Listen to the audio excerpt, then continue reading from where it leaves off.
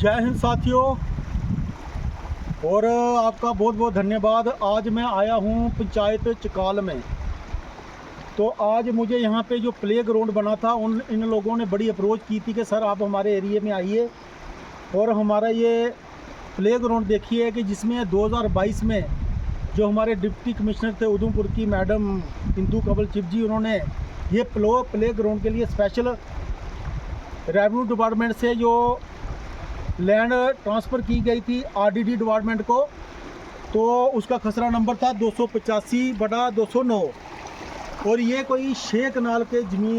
करीब जो ज़मीन थी ये ट्रांसफ़र की गई थी रेवेन्यू डिपार्टमेंट के द्वारा। स्टेट लैंड जो ट्रांसफ़र की गई आरडीडी डिपार्टमेंट को और उनके द्वारा जो फंड्स मंजूर करवाया गया, उस फंड्स के अकॉर्डिंग उस फंड्स के दौरान यहाँ पे डेवलपमेंट हुई इस प्ले ग्राउंड की। ये देखिए पूरा ये प्ले ग्राउंड यहाँ पे नज़र आ रहा है। तो ये बहुत शुक्रिया अदा करते हैं हम एडमिनिस्ट्रेशन का कि जिन्होंने आने वाले बच्चों का जो भविष्य है,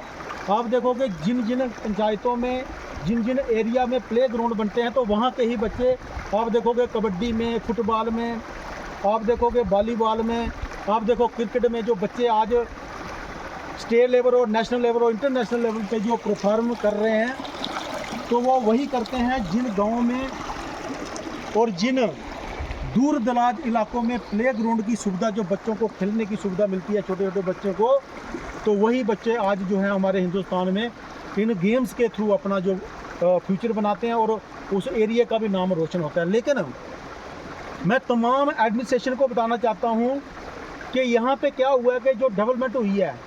कुछ लोगों के द्वारा यहाँ पे रोड को डैमेज करने की कोशिश भी की जा रही है। ये देखिए यहाँ पे जो पानी लगाया गया है, ये पानी लगाया गया है। अब ये पानी कहाँ से आ रहा है? तो पीछे एक वाटर मिल बनी हुई है, उसका जो पानी है वो प्ले ग्राउंड के बीच में छोड़ा हुआ है। तो लिहाजा मेरी आरडीडी डिपार्टमेंट से ये गुजारिश है और रेवेन्यू डिपार्टमेंट से भी गुजारिश है, क्योंकि ये जो वाटर मिल है ये जो हमारा प्ले ग्राउंड है और उसके बिल्कुल नियरेस्ट है, लेकिन वो भी स्टेट लैंड में बनी हुई है। उसका कोई रेवेन्यू में रिकॉर्ड देखोगे कुछ भी नहीं है।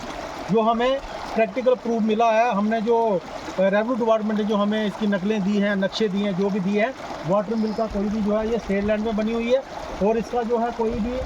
प्रैक्टिकल प्रूफ नहीं और ना ही इनके पास कोई परमिशन है। तो बात परमिशन की भी नहीं है, बात ये पानी की भी नहीं है, लेकिन ये बच्चों के फ्यूचर का सवाल है। अगर कोई भी डिपार्टमेंट इतना पैसा मंजूर करता है और ये डेवलपमेंट होती है आपके एरिए में, तो जो लोग हैं यहाँ पे इस प्ले ग्राउंड को जो डैमेज करने की कोशिश करें, उसको बर्बाद करने की कोशिश है, उनको भी समझना चाहिए। हमारी कोई किसी के से पार्टी पॉलिटिक्स से ऊपर उठकर बात है और ये जात धर्म बरादरी से ऊपर उठकर बात है। हम चाहते हैं कि सभी को एक साथ में होकर इसके बारे में, प्ले ग्राउंड के बारे में सोचना चाहिए और बच्चों का भविष्य सुरक्षित करना चाहिए, क्योंकि आने वाले वक्त में बच्चे जो हैं, आज देखोगे आप क्रिकेट में देखोगे, मैंने जैसे पहले भी बताया आपको, वॉलीबॉल में, फुटबॉल में बच्चों को प्ले ग्राउंड मिलना, जिस एरिया में प्ले ग्राउंड बनता है, ये बहुत बड़ी एक आपकी अचीवमेंट है, एक बहुत बड़ी आपकी एक सफलता का एक साधन है और इसको आपने सर माथे पे मंजूर करो। शुक्रिया अदा करना चाहिए उस परम पिता परमेश्वर का कि जिस भगवान ने ऐसे आपके गांव में कुछ लोग थे जिन लोगों ने एडमिनिस्ट्रेशन तक, डीसी मैडम तक अपना एक कॉन्टैक्ट बनाया और वहां से ये प्ले ग्राउंड के लिए ज़मीन जो मंजूर करवाई। बहुत बहुत धन्यवाद, बहुत बहुत शुक्रिया। और सबको एक बार फिर बोलता हूँ कि आप सबका ये प्ले ग्राउंड है, किसी पर्टिकुलर एक आदमी का नहीं है, ये सबका है और सब ने इसका ध्यान रखना है, आपस में मिलजुल के इसकी देखभाल करनी है। और ग्राउंड लेवल पे जो ऑफिसर हैं, चाहे रेवेन्यू के हो चाहे आरडीडी के हो, उनका भी ये फर्ज बनता है कि इस प्ले ग्राउंड को उन्होंने देर सवेर जहाँ 15-20 दिन में, 1 महीने में इसका उन्होंने विजिट करना चाहिए, दौरा करना चाहिए और देखना चाहिए कि हमारे प्ले ग्राउंड को कैसे इसको और भी ज़्यादा सुंदर बनाया जाए, ताकि आने वाले बच्चे जो हैं इस प्ले ग्राउंड में अपनी अपनी गेम में प्ले करके पूरे हिंदुस्तान में अपना नाम रोशन करें। जय हिंद, जय भारत, भारत माता की जय, वंदे मातरम।